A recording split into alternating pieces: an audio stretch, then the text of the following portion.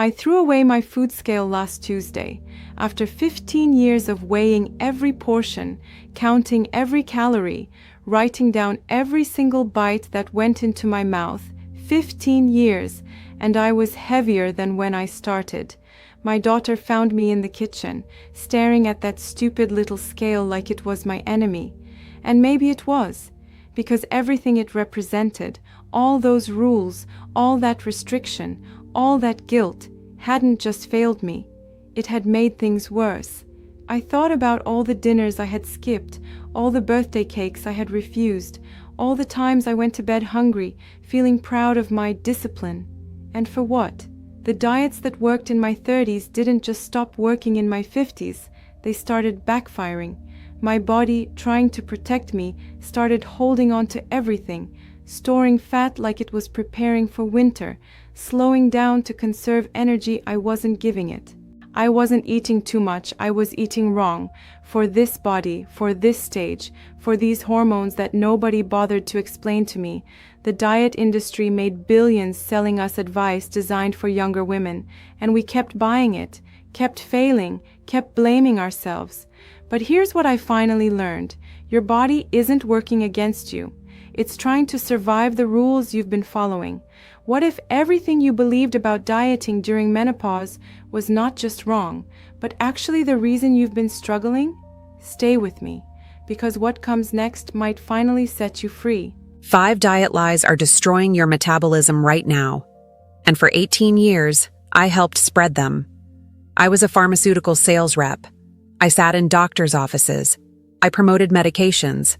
And I repeated the same diet advice everyone else was giving.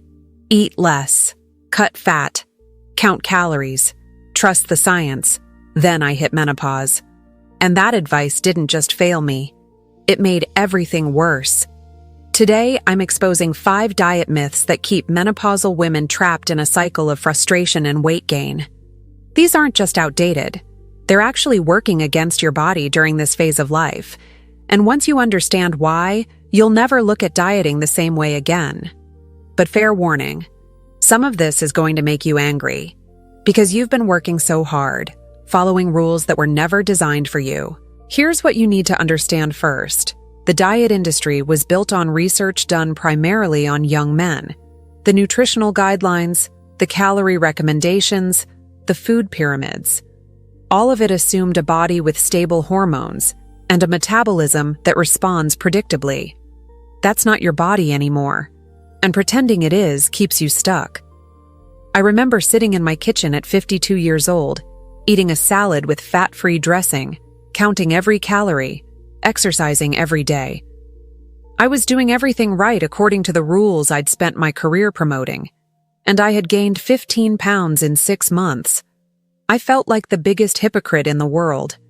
Here I was, telling doctors to tell their patients to eat less, while I was eating less and gaining weight. That night, I started questioning everything I thought I knew. It took me to research papers I'd never read, to traditions I'd never considered, to seeds and plants that ancient women used long before pharmaceuticals existed. The journey eventually took me to Peru, where I met traditional healers who used seeds and plants that Western medicine had completely ignored.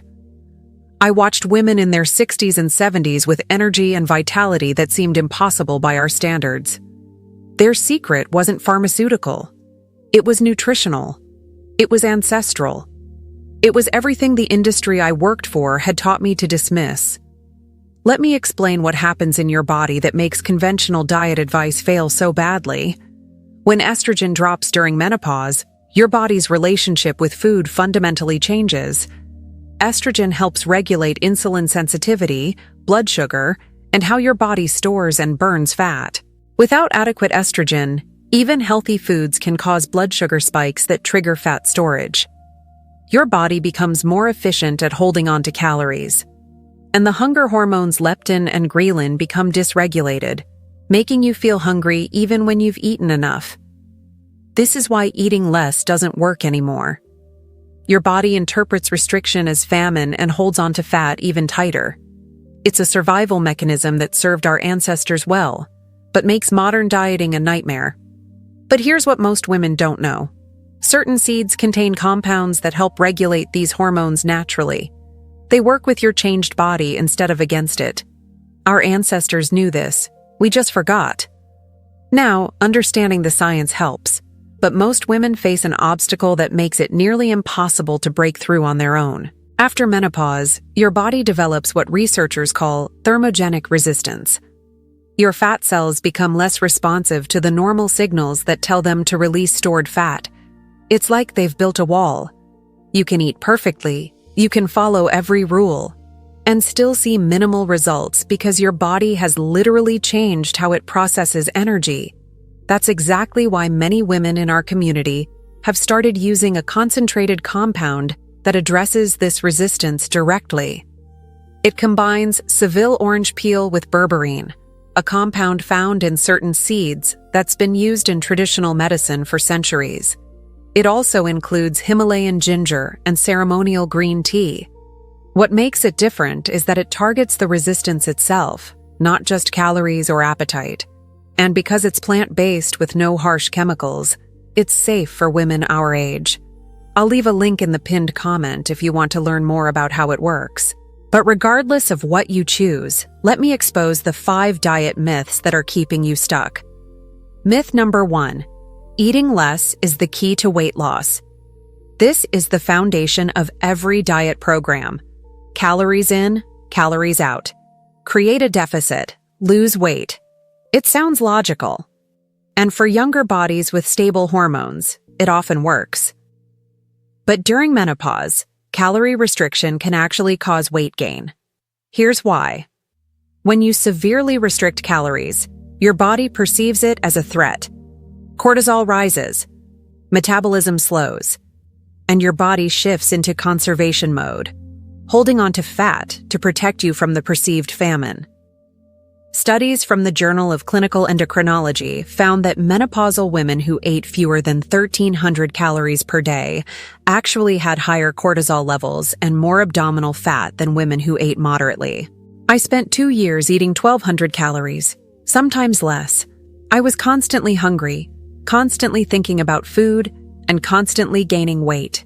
It made no sense until I understood the hormonal cascade that restriction triggers.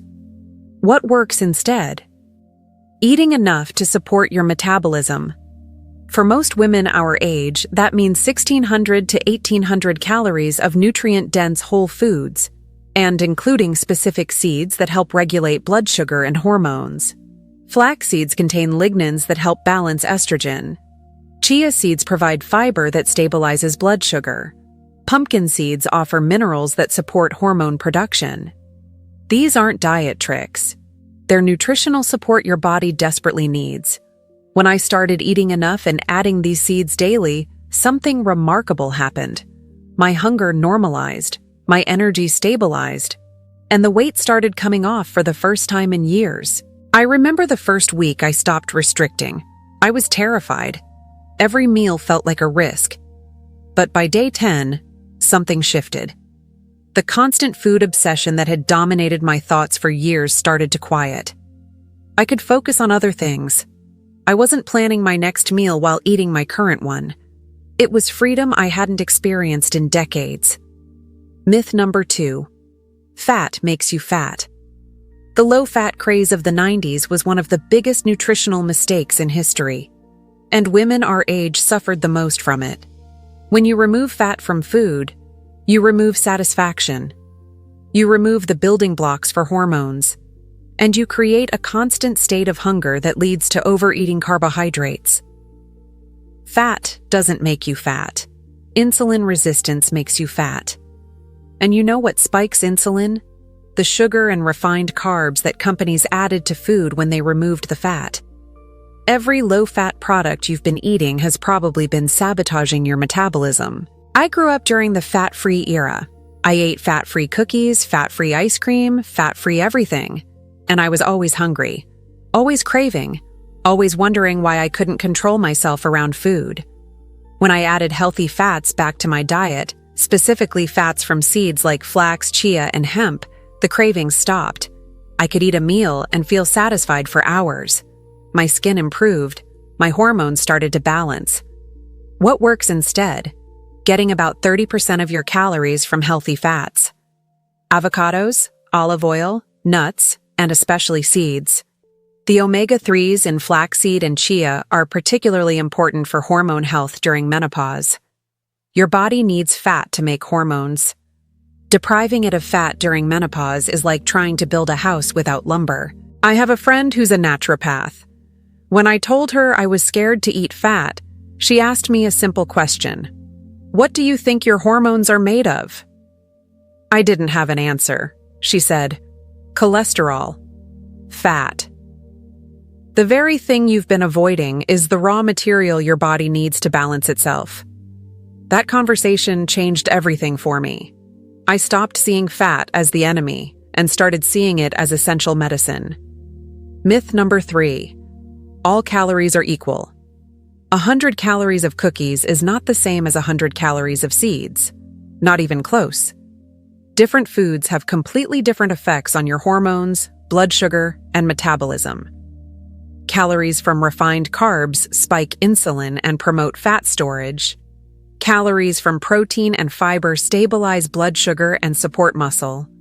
During menopause, when insulin sensitivity is already compromised, this distinction becomes critical. Processed foods, even if they're low in calories, can trigger metabolic responses that make weight loss nearly impossible. Meanwhile, nutrient-dense whole foods, even with more calories, can support fat burning and hormone balance. I used to eat those 100-calorie snack packs thinking I was being good. The cookies, the crackers, the little bags of processed junk. And I couldn't understand why I was still gaining weight while eating so few calories. When I replaced those processed snacks with a handful of pumpkin seeds and a piece of fruit, everything changed. More calories, but better metabolic response. More satisfaction, less hunger. Better energy, better sleep. What works instead? Focusing on food quality, not just quantity. Prioritizing whole foods over processed, including seeds at every meal.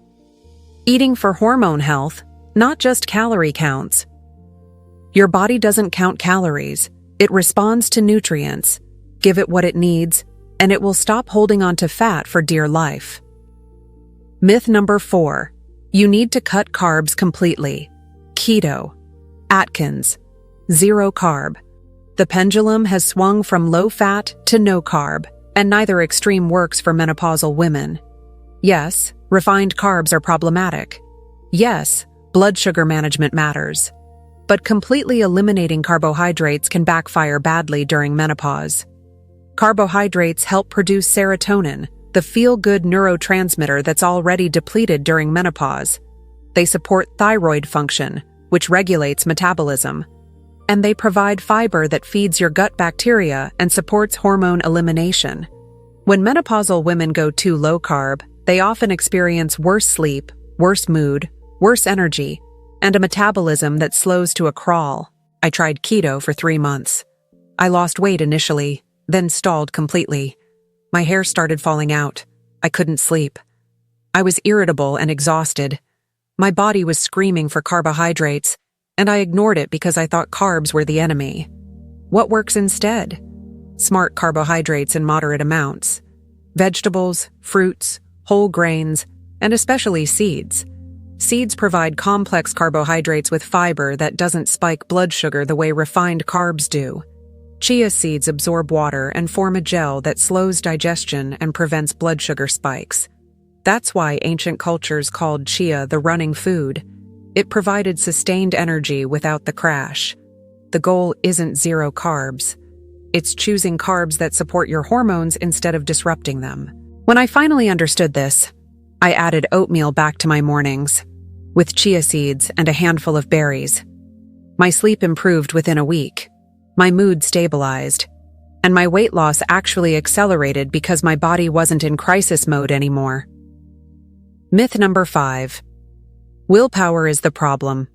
If you've been told that you just need more discipline, more self-control, more willpower, I want you to know something important.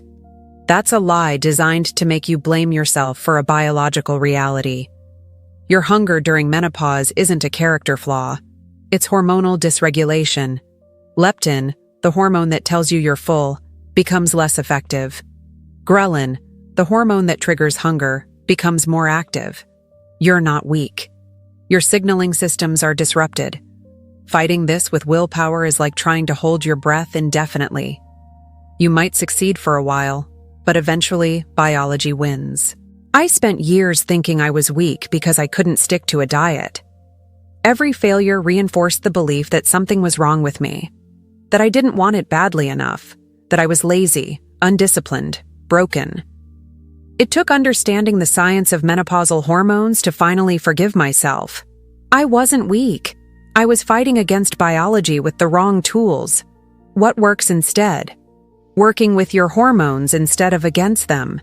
Eating foods that regulate appetite naturally. Including seeds that help balance the hormones driving your hunger. Fenugreek seeds have been shown to reduce hunger and increase satiety. Sesame seeds contain compounds that support hormone balance. These aren't magic bullets, but they give your body the support it needs to regulate itself. When you stop fighting your body and start supporting it, willpower becomes almost irrelevant. You're not constantly battling cravings because your body isn't constantly sending emergency hunger signals. I used to think thin people had superhuman willpower. Now I understand they just had balanced hormones. Their bodies weren't screaming for food the way mine was. The playing field was never level. We were fighting against biology while being told it was a character issue. Let me share what I've learned about women who successfully navigate menopause without the struggle most women experience. They stop dieting and start nourishing. They eat enough food, choosing quality over restriction. They don't count calories obsessively. They trust their bodies once those bodies are properly supported. They include seeds daily, not as a fad, but as foundational nutrition. Flaxseed in their morning smoothie, chia in their afternoon snack, pumpkin seeds with dinner. These tiny powerhouses provide fiber, healthy fats, and hormone-balancing compounds. They avoid processed foods, not because they're counting calories, but because they understand how processed foods disrupt hormones. They cook simple meals with whole ingredients and feel better than they have in years. They manage stress and prioritize sleep. Because cortisol and sleep deprivation can undo every nutritional intervention. They understand that food is just one piece of the puzzle. They stop blaming themselves. They release the shame and guilt that comes from decades of failed diets. They recognize that the diets failed them, not the other way around. And many of them support their bodies through this transition with targeted compounds that address thermogenic resistance directly. Now, I've shared a lot today. If you've been taking notes, you have a completely different framework for approaching nutrition during menopause. But I want to be honest with you. Even with all the right approaches, many women find that years of dieting have created a stubborn metabolic resistance. The thermogenic wall I mentioned earlier can be particularly difficult to break through after decades of restriction. That's why I mentioned earlier that concentrated compound with berberine, Seville orange peel, and Himalayan ginger. It's designed specifically to address that resistance from the inside. Many women in our community use it alongside these nutritional changes to accelerate their results. If you're curious, I'll leave a link in the pinned comment. It's not necessary for everyone, but for those who want additional support while they're changing their approach to food, it's worth looking into. Let me summarize the truth that replaces these lies. Lie 1. Eat less to lose weight. Truth is, eating enough supports metabolism while restriction causes fat storage. Lie 2. Fat makes you fat. Truth is, healthy fats are essential for hormones and satiety during menopause. Lie 3. All calories are equal. Truth is, food quality matters more than calorie counting for hormone health. Lie 4. Cut all carbs. Truth is, smart carbohydrates support thyroid function, mood, and sleep. Lie 5. You just need more willpower. Truth is, hormone balance eliminates the need for constant struggle. You've spent years, maybe decades, following rules that were never designed for your body. You've blamed yourself for failures that weren't your fault. You've struggled against biology with tools that were destined to fail. Today, that ends. I want you to take a deep breath right now. Let go of the guilt you've been carrying. Release the shame from every failed diet. Forgive yourself for not knowing what you couldn't have known. The information you needed wasn't available. The experts you trusted were wrong. None of that is your fault. Your body isn't broken. It's been waiting for the right support. Seeds that our ancestors used. Nutrition that matches your hormonal needs. An approach that works with your body instead of against it. Pick one thing from today and implement it this week. Maybe it's adding flaxseed to your morning routine. Maybe it's letting go of calorie counting. Maybe it's finally eating enough food to support your metabolism. Whatever resonates most, start there. And if this video shifted something in how you see your relationship with food, leave a comment below. Tell me which lie hit you the hardest.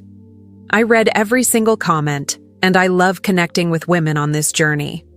In my next video, I'll show you specifically how to use seeds to balance blood sugar throughout the day. Because stable blood sugar is the foundation of everything else. Until then, remember, the diet industry failed you. You didn't fail. And now you have the knowledge to finally succeed. I'll see you in the next one.